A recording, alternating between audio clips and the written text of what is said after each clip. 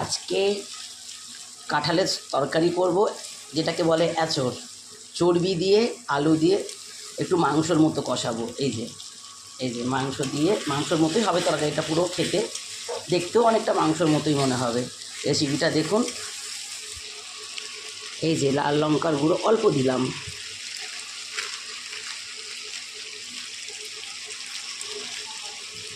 হলুদ স্বাদ অনুসার দিলাম, জিরে গুঁড়ো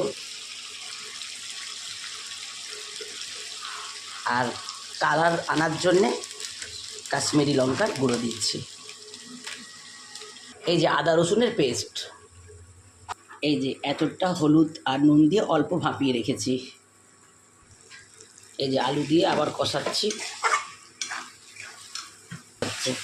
মশলা কষানো হয়ে গেছে, এবার এঁচড়টা দিয়ে ভালো করে নাড়ানো হচ্ছে। এই যে ফোটা শুরু হয়ে গেছে, আমাদের তরকারি পুরো রেডি। চর্বি দিয়ে এঁচড়।